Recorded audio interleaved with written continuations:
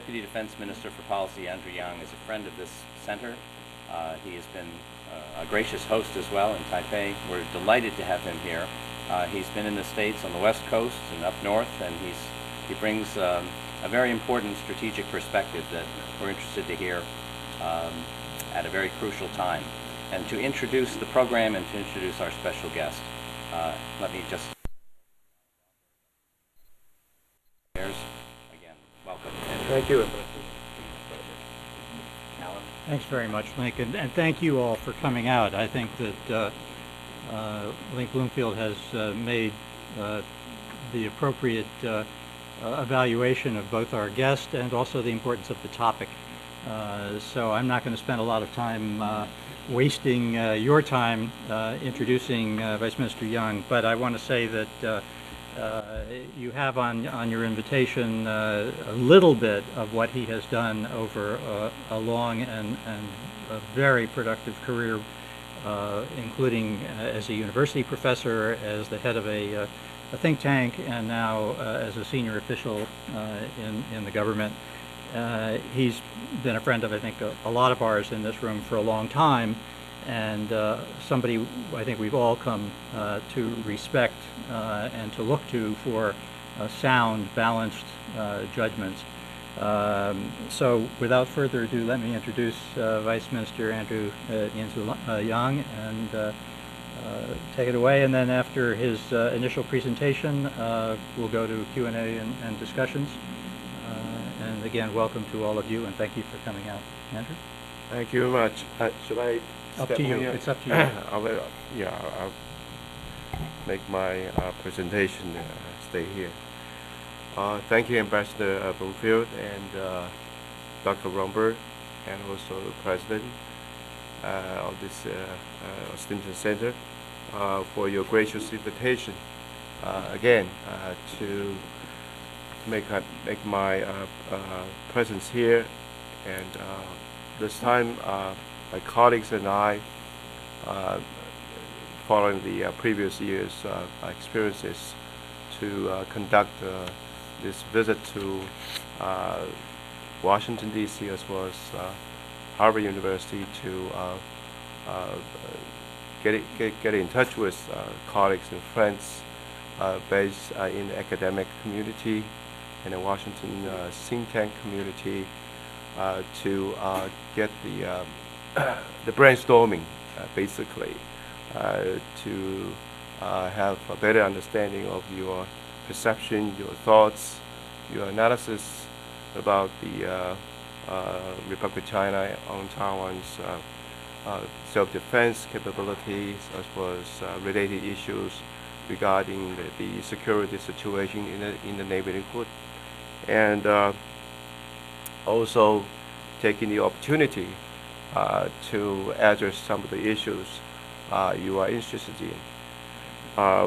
When I talked to Alan over the emails regarding this event, and he particularly picked up the issue of the defense resources allocation and the asymmetric warfare capability development, which is currently undertaken by the Ministry of National Defense right now, in accordance with our defense policies to strengthen our self-defense, to prevent war in the Taiwan Strait area, to protect our democracy and people's livelihood, and also to prevent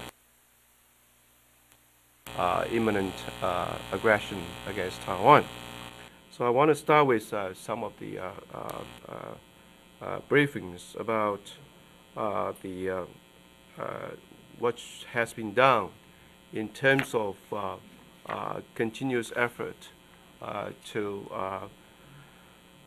get the right track on the defense transformation, as well as identify the areas of our reinforcements in the course of defense build up. As you're probably aware, President Ma Ying-jeou's administration started more than 4 years ago emphasizing building smaller, leaner, and prevailing superb armed forces. Following the guidelines, our policy is not to conduct any offensive aggressions towards mainland China, but emphasizing on prevailing war in the Taiwan Strait area, and also at the same time build up our effective deterrence and also the strongholds to protect the islands and also to deter aggressions if necessary. So that is the defense policy principles to guide our implementation of the policies covering the areas of developing asymmetrical capabilities and seeking advanced technologies to cope with our needs for future self-defense and offsetting the aggression. In terms of the defense resources allocation, we have put our emphasis on the adequately locating our resources to meet with the major policy which has been implemented recently, that is the volunteer system, to replace the conscription system, which is becoming a major defense policy in our ministry. To cope with the volunteer system, it requires sufficient funding for the carry out of the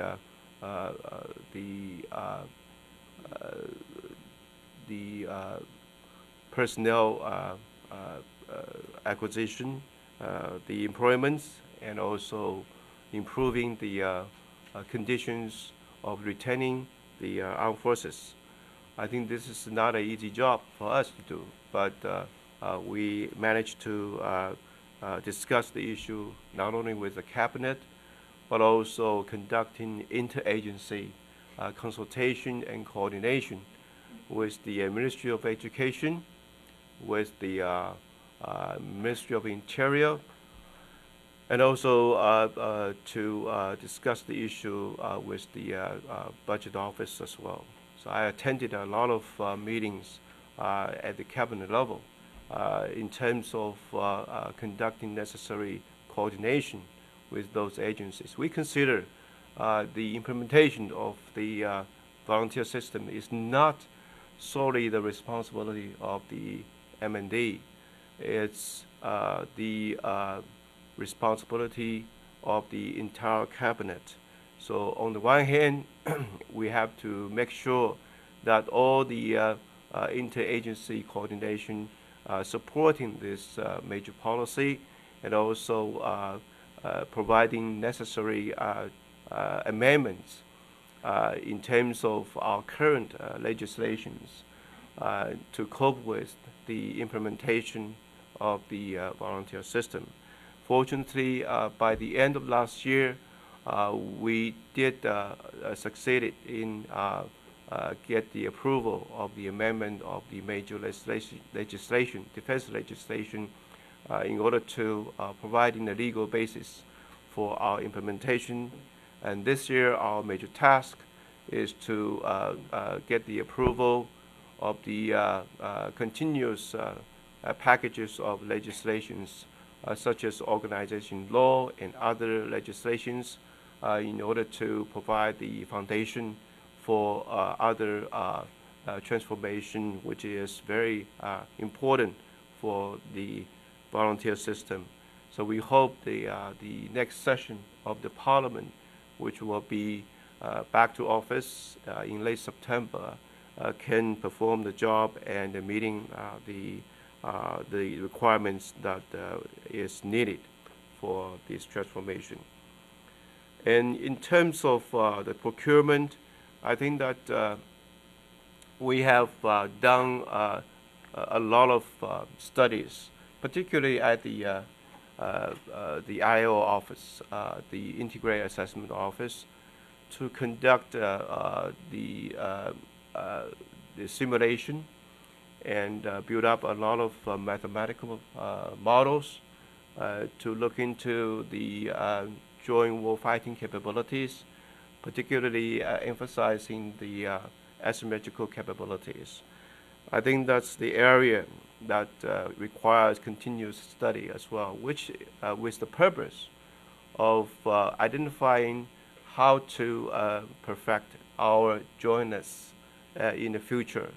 At the same time, identify the priorities of our future acquisitions in terms of seeking asymmetrical capabilities and advanced technologies, such as missile developments and also other asymmetrical capabilities to enhance our self-defense for the island and also deter the aggression from the other side. So these are the areas that we are focusing right now. We also conducting necessary collaboration and discussion with our partners back in the Pentagon in order to plan beforehand with regard to the selections of our asymmetrical capabilities and pave the way for a more smooth acquisition in the future as well.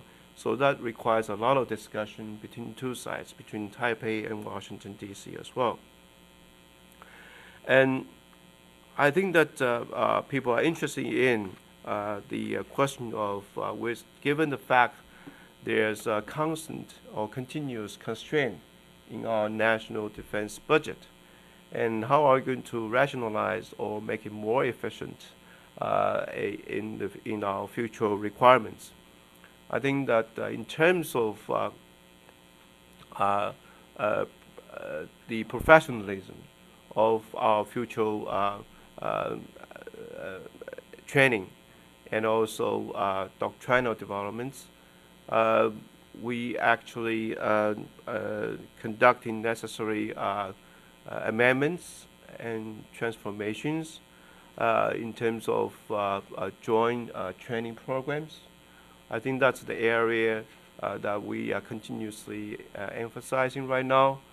And in conjunction with the defense acquisition, we need more training programs to assist the professionalism build up for our armed forces as well.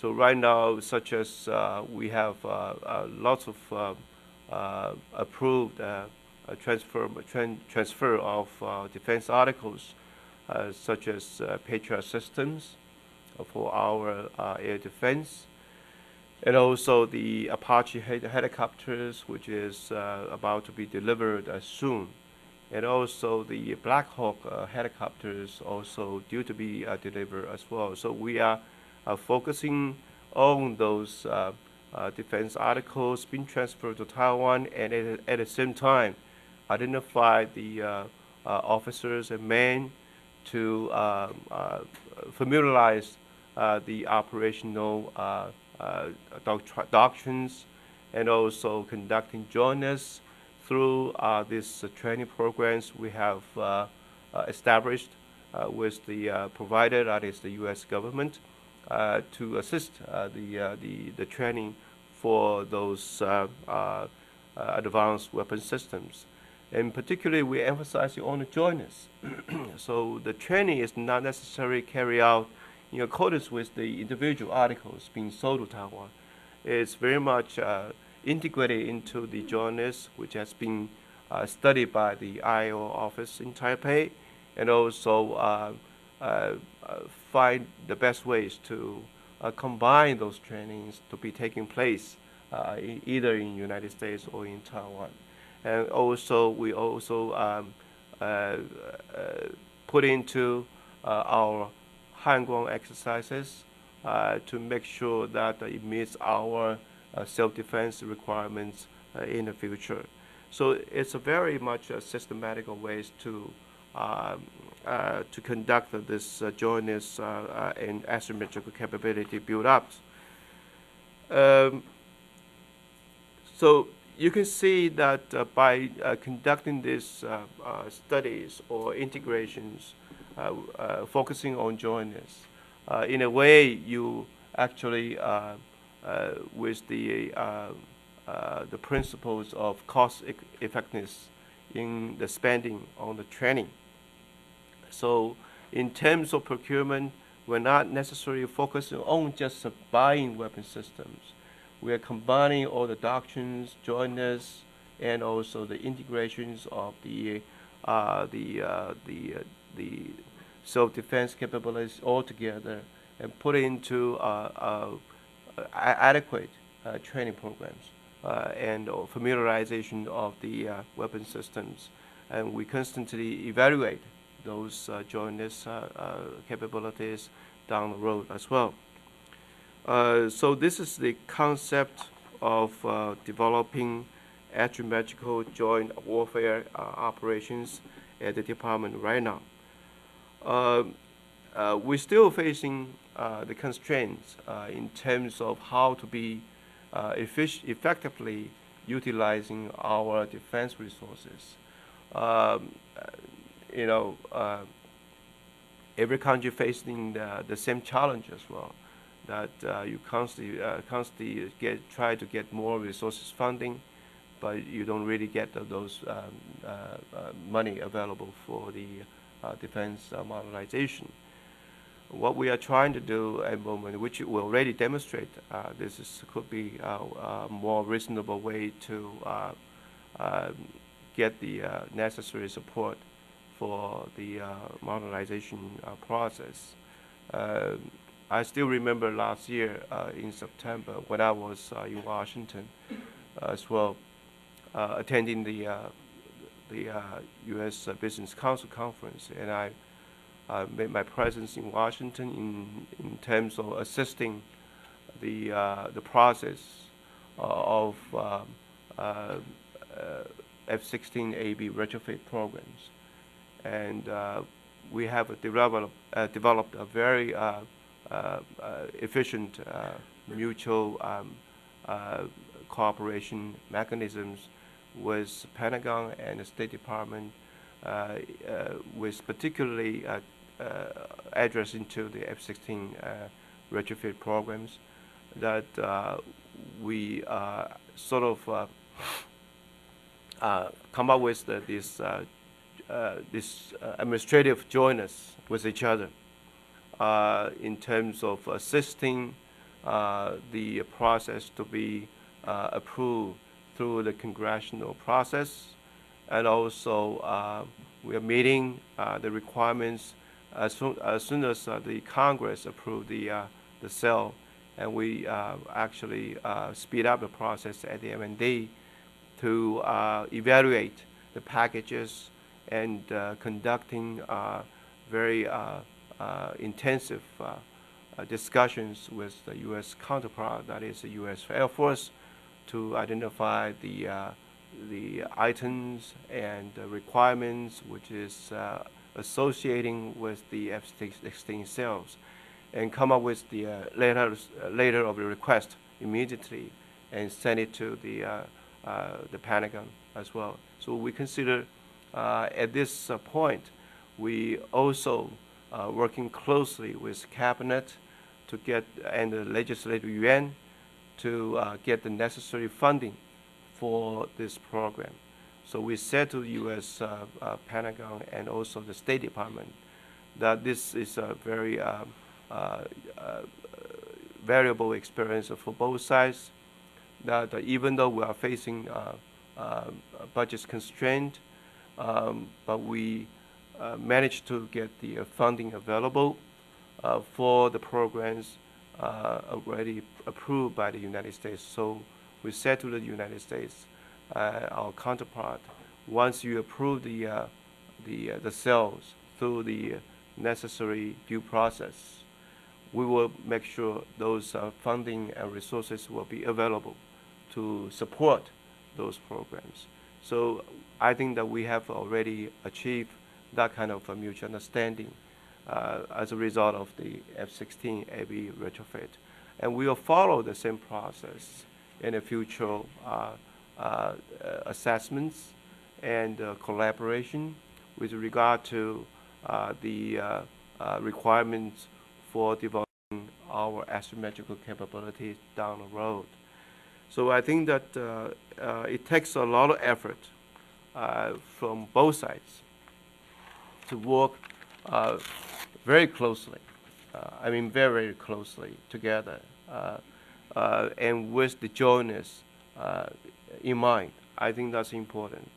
Over the years, I think that the acquisition process was conducted by individual force, but right now we emphasize that there's only one force in the ROC armed forces, that is the joint operation.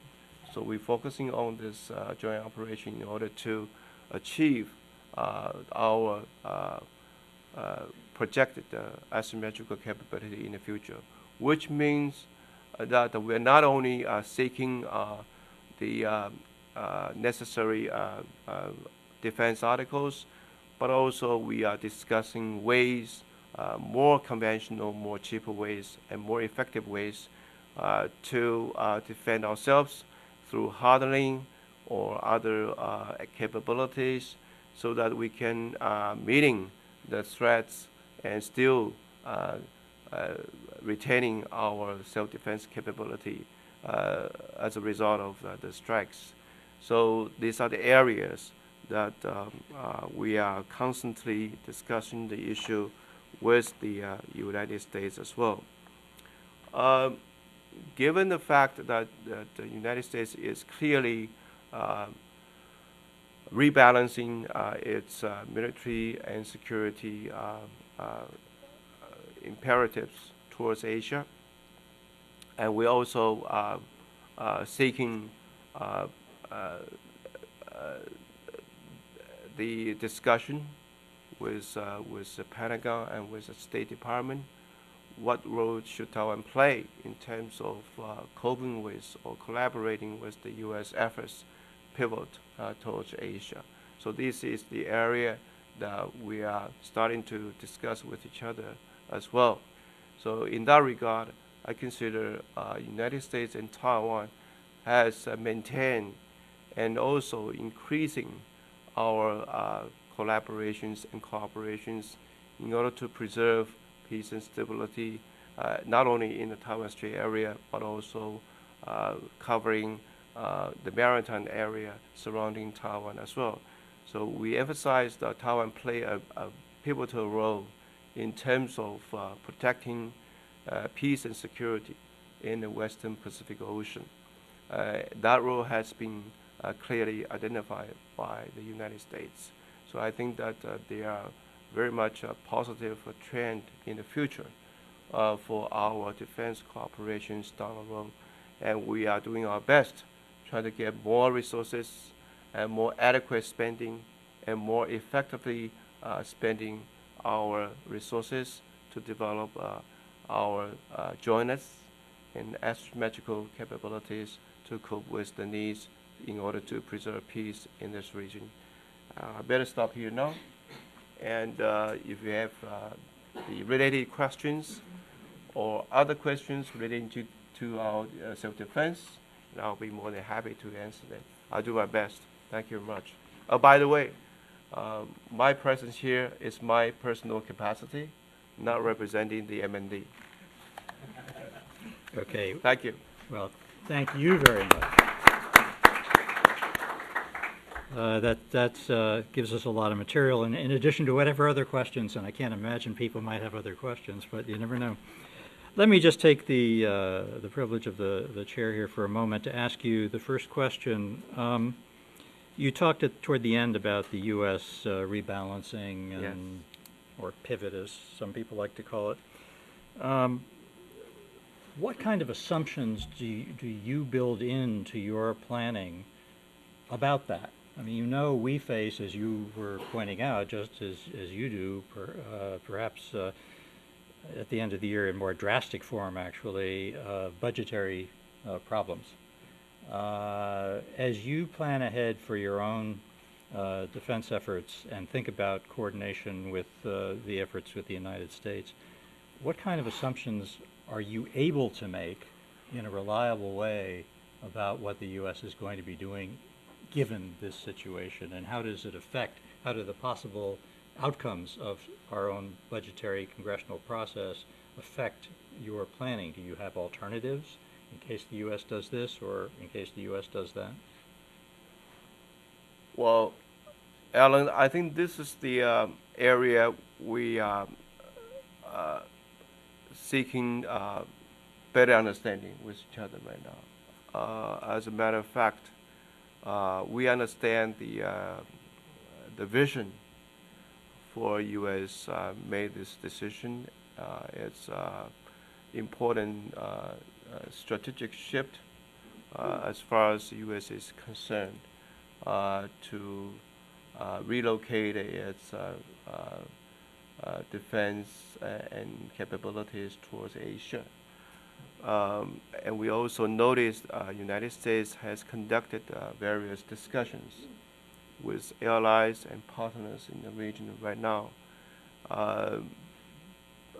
We follow this process closely. This is our concern and also interest.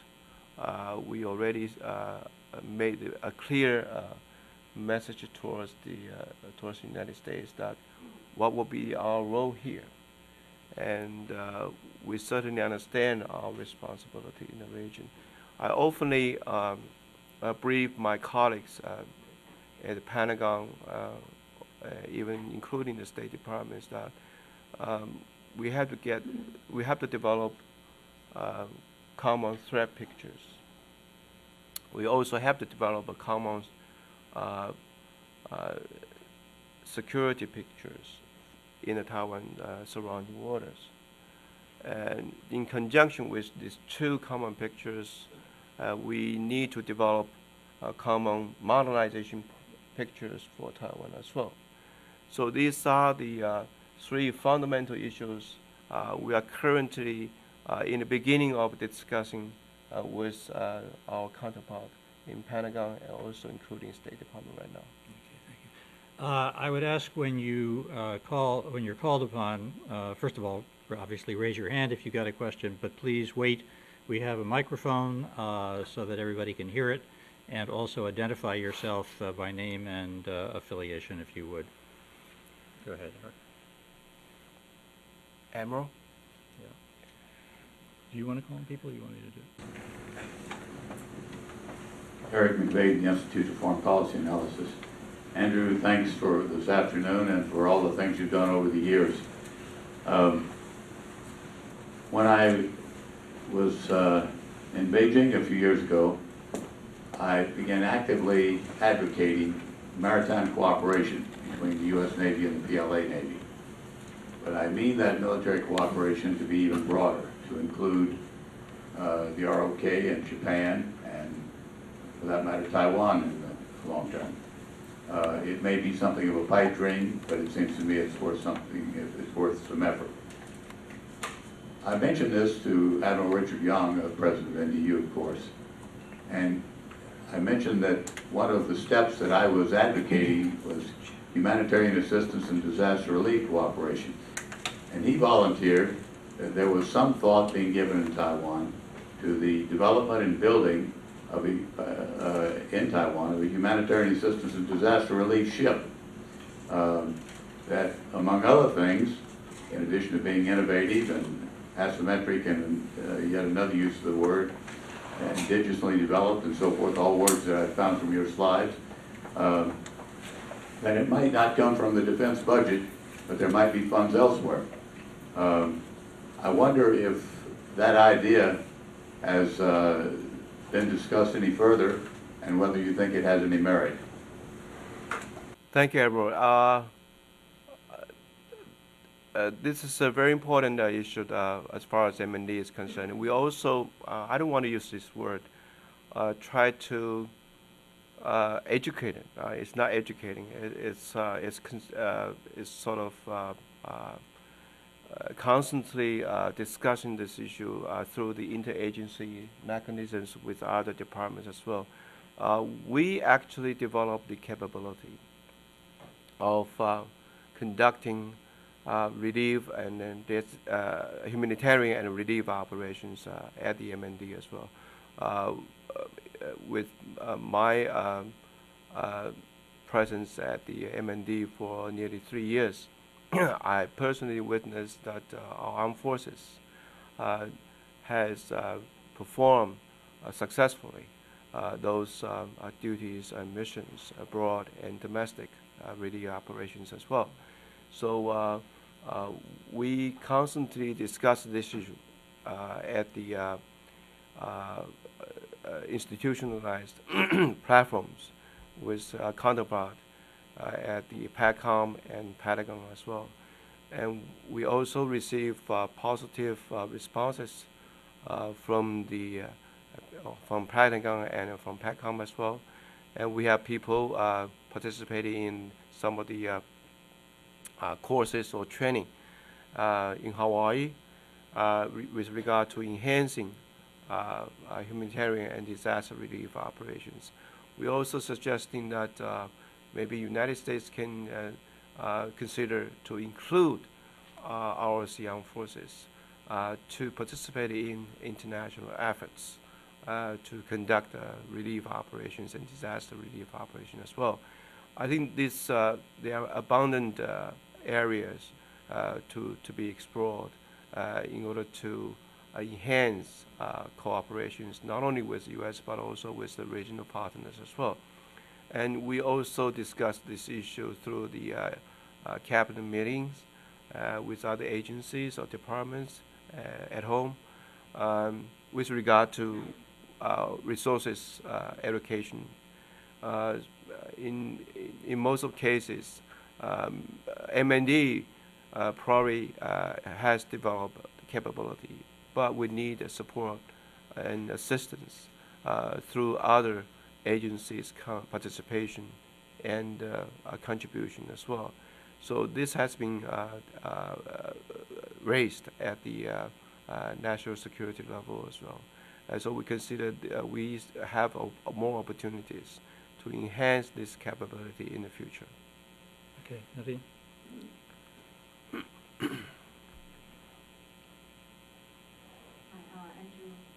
Can you, I'm sorry, I didn't ask any, can you identify yourself, sir? Sure, Nadia Chow with the Liberty Times.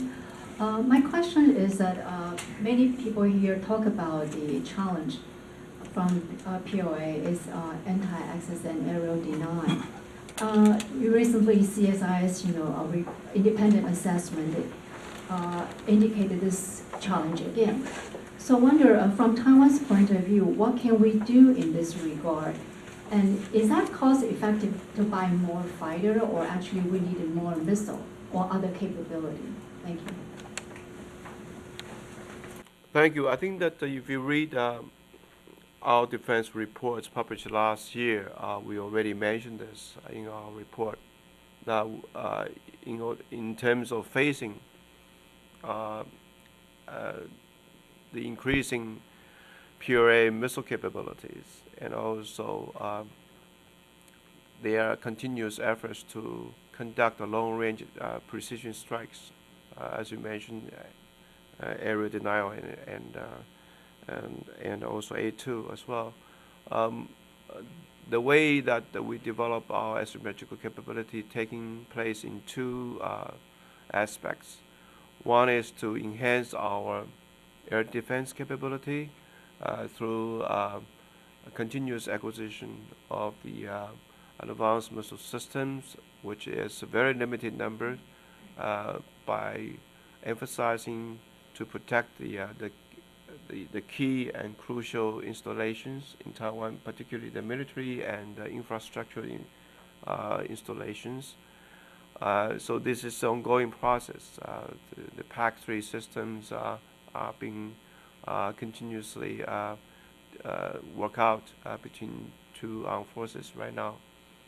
And in addition, we're also emphasizing on conventional asymmetrical reinforcements that is to hardening our protection shelters, to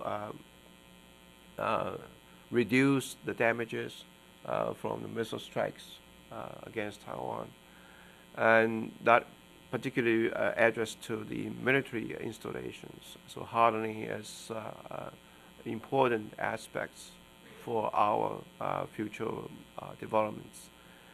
The other is to improve our runway repair capability by working with the United States to improve our repairment capability in order to fix the damages caused by the missile strikes. We have other asymmetrical, which is less costly, which we call it a passive self-defense capability facing missile strikes. So they are working on two ways.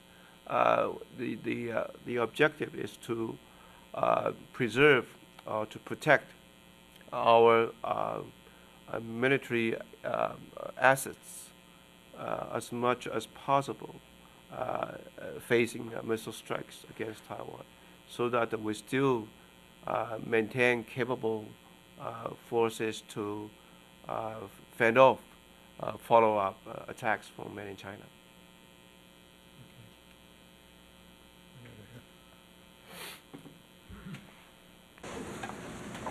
Andrew, thank you very much. Mike Fonte, I'm the Democratic Progressive Party liaison here.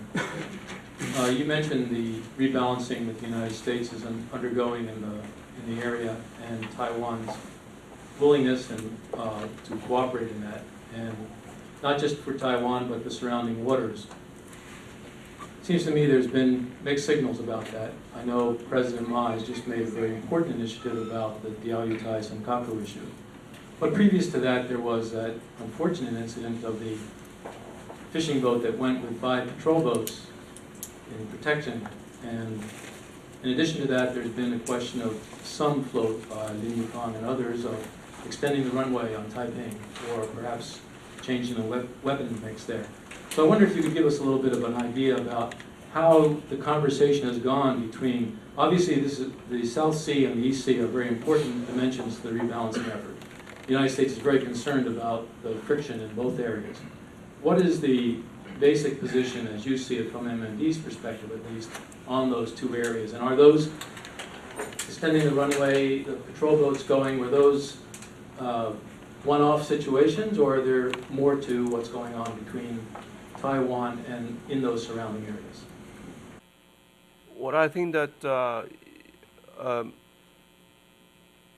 if you look at the official positions or official statements, it's very much consistent with the remarks not only made by President Ma, but also made by MND and other departments as well. We consider that the Diaoyu Island and its surrounding waters is part of our sovereignty, and we equally consider the Spratly Island, which we call the Taiping Island, and its surrounding water is also our sovereignty as well. So our responsibility at the MND, certainly we have a job here, we have a responsibility here to defend our sovereignty. It has never been changed. Number two, we understand currently there is a dispute over the Senkaku or the Diaoyutai and its surrounding area as well. At least mainland China also claiming that's their territory. Japan, of course, also claiming that's the part of their sovereignty as well. So we managed to work out these differences through unofficial channels, at least with Japanese authority, that we conduct our patrol through the demarcation of the agreed, we call it temporary patrolling lines, 暂定执法线. So our Coast Guards was actually and is actually patrolling along with mutually agreed 暂定执法线, that is the temporary patrolling lines between two sites. And we also inform our fishing boats not to cross over the 暂定执法线. And Japanese authorities, especially their Coast Guard units, fully understand our positions, and we are abided by this mutual agreed demarcation lines in terms of our patrol. So we have, less problems with Japan in terms of how to conduct our responsibilities and regular patrol in the 钓鱼台 surrounding waters.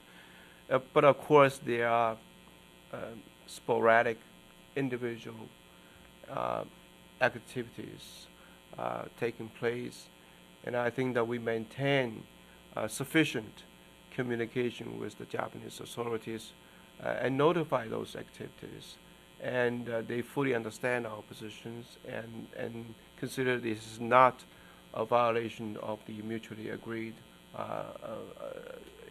patrolling area. So I think that that is the way to face the day-to-day realities in terms of enhance mutual understandings and avoid miscalculations in those disputed claiming area. For South China Sea, we are actually physically in control over this Spratly Island for over 5 decades. So there's no dispute over that. And we certainly continue to perform our duty responsibilities to protect the island as well. We also make our policy very transparent regarding how to implement our protections for the island as well.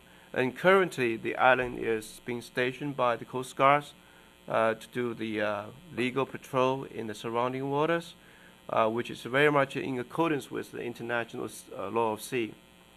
We identified the 12 mile of territorial water and 24 nautical mile of the extension water. That is the area for our Coast Guard patrol as well. And we are providing our assistance, M&D, to the Coast Guard unit stationed on the island with minimum self-defense capabilities. I've been to Taiping Island along with legislator Lin Yufang and others about 1.5 or 2 months ago. Yeah, so we flew down to Taiping Island and also been briefed by the garrison force and the Coast Guards about our security management there. So I think the legislators understand that the situation is quite under control. So there were discussions. It's not a final decision yet. How to cope with our future management needs for Taiping Islands, which including the discussion of extending the current runways and how to manage the runways and what should be done for that. And also discussion about expanding or repairing the harbor facilities to accommodate the future patrol boats there and so forth. But we also discussed some other ways to demonstrate our policy to encourage economic and scientific cooperations to co-develop the regions with other countries as well. So those are options being discussed at the National Security Council. It's not been decided yet. So I did see the reports published by media, but those are the options still up in the air. But recently, of course, you see the resolution passed by the legislative yuan to enhance the defense capability for Coast Guard stationed there. So we abided by the congressional resolution and providing necessary assistance to Coast Guards in order to enhance their self-defense. Even those garrisons, Coast Guards stationed there, being trained by our Marine Corps right now, so they can be more experienced and more professional in terms of operating those small caliber conventional weapon systems being installed on the island as well. Okay. Here and now. Yes, please. Thank you. Dong Huiyu with China Review News Agency. Former U.S. Ambassador to China, Mr. Roy, wrote an article in National Bureau of Asia Research, arguing that as Chinese military capabilities increase, neither Washington or Taipei can expect to be able to maintain in future decades the type of military balance that has existed in the past. Greater reliance will have to be placed on the quality of cross-strait ties to protect Taiwan from threats. Do you have any comment on that? And also, do you have any comment on the Chinese new action in Xisha Island that established a new Sansha city and a military garrison over there? Thank you. Well, thank you for the question. For the first one, we're very much abiding by the Taiwan Relations Act with the United States in terms of continuously building efforts to improve our self-defense capabilities. Even though we have conducted peaceful engagement with mainland China, however, our policy is that to focus on our continuously strengthening our self-defense. We consider this is a very important aspects of our national policy in order to support a more stable and peaceful engagement in the future. I think that's important for our own survival in the future. As for the second question, simple answer is that I have no comments on the mainland Chinese endeavors to build up in the Spratley area. Okay, over here, please. We have a microphone.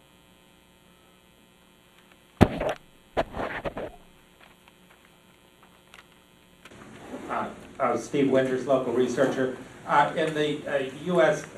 Navy's thinking about various situations that might arise, for instance, in South China Sea, there is a strong line of thinking to have anti-escalation measures in force, so that even if one of these local incidents with fishing boats or whatever were to escalate into some sort of shooting incident where maybe a few hundred people were killed on either side, the thought is to try and handle the situation so that ultimately you are always offering the other side, in this case the People's Republic, a chance to withdraw from this small shooting war without totally losing face. Is there any similar anti-escalation thinking in the defense ideas of Taipei? simple answer is that we don't have anti-escalation capability. We are using diplomatic efforts, or we can do it through the cross-strait arrangements to enhance mutual understanding to de-escalate the tension in that regard. Okay. Please. Thank you, Jing Chang with Phoenix TV. You just said Taiwan is sending out a signal to the U.S. that Taiwan wants to be a part of Future Asia, but I'm just wondering what kind of response that you get from the U.S. side. And also,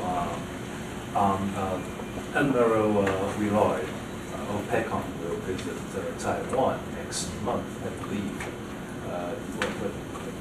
What kind of mission that you think he is? Willard of PECOM. Former Willard. Oh, Willard, former Willard. former Okay. commander. First one, we are looking forward to further discussion, as I mentioned. We brought up the issue, and our counterpart considered this is certainly there's a need to discuss the issue with us. I think that we need to conduct soul searching with each other and to identify the areas that we can make our contribution. So we are expecting more discussion in the future as well. As for the second, I don't know the visit, as you mentioned, so I cannot comment on that. Okay. Have we exhausted your questions? Let me go back then and ask a couple of more, if I might. Oh, I missed one? All right, no, go back to you a sec. You talk about securing resources and working obviously within the cabinet and with the LY. But you talked today and you've talked in the past about how difficult this is. As you look ahead, and we know that volunteer forces are going to be much more expensive than a conscription-based system, are you confident that you're going to continue, the government will continue to get the support from the LY in competition with other economic needs for these resources domestically within Taiwan? That's a very good question. Actually, we're doing the best we can, not only raise the issue at the cabinet meeting, but also we raise the issue at the national security discussion as well. So we actually inform comprehensively the top leaders with the statistics or the research outcomes and the and negative impacts with regard to insufficient or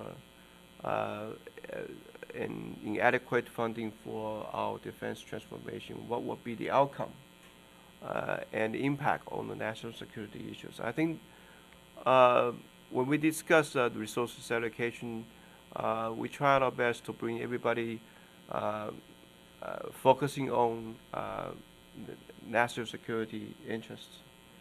That's the best we can do. I think we have, as you mentioned, that whenever we face the budget competition, and it's always a difficulty for government to spend, whether they are focusing on national security interest or they are focusing on domestic social or other interests. So we are not creating problems for the government, but we just want to remind our leaders that we should be focusing on the national security. Does the 3% goal still hold? 3% is our niche, and so we're still hoping that we can get as much funding as we can.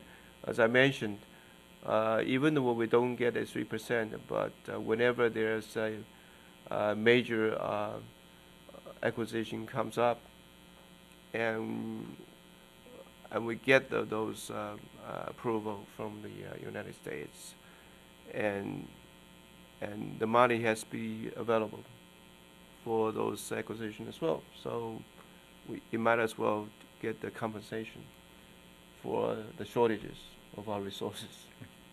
Mike? Oh, and did you have a question back there too? Okay, let's do this one here. Back there? All right, go ahead. Right here. Good question, not something that I... Could you identify yourself? My name is Josh Will from the Woodrow Wilson Center. Just a question you don't hear a lot of talk about. Does Taipei have any concerns or vulnerabilities concerning cyber security? And if so, what kind of steps are wrapped into your development on that? Good question. Yes, we're constantly aware of the importance of our cyber security. In fact, we are facing and had faced cyber attacks over our governmental cyber systems in particular. So there are two aspects of our cyber protection.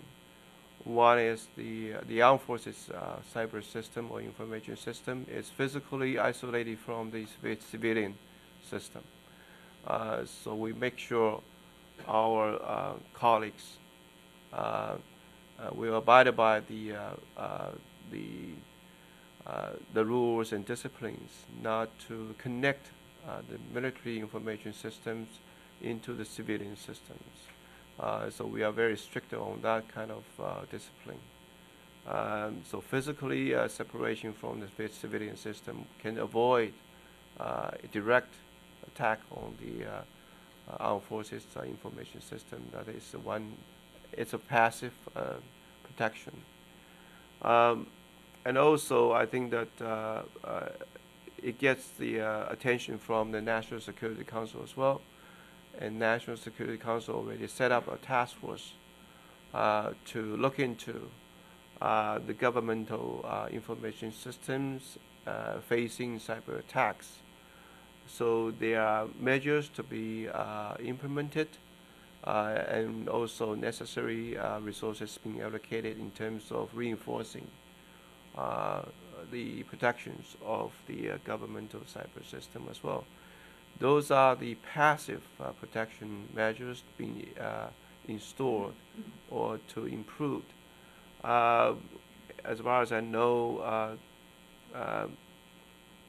we are also seeking more experienced and skillful information professionals to look into what can be done in terms of facing cyber attacks and what should be developed in the future. So at the policy level, those are the issues at the top agenda for us to look into now.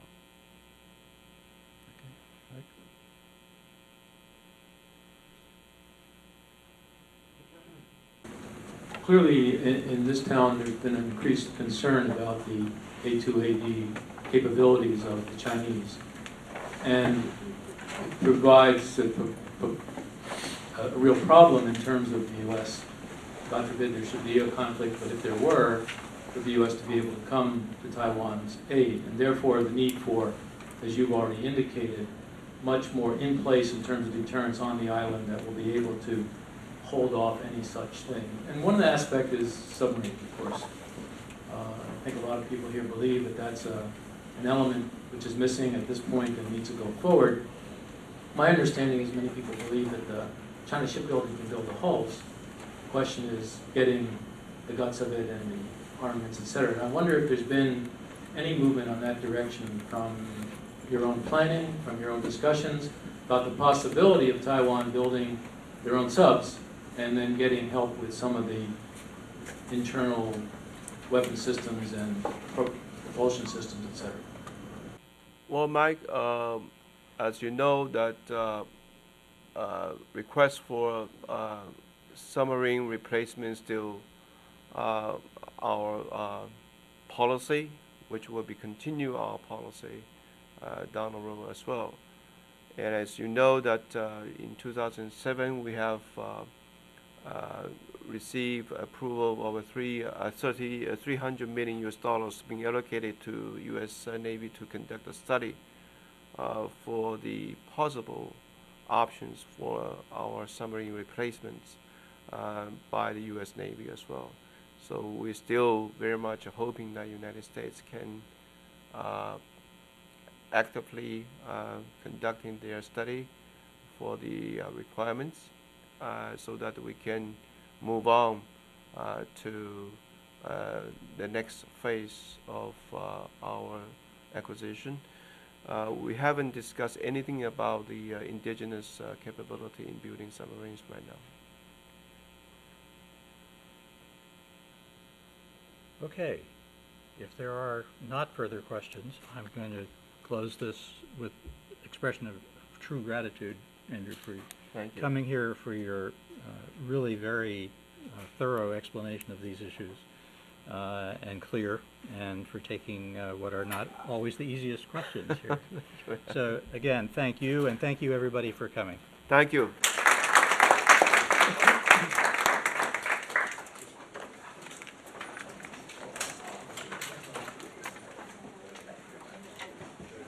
Jim,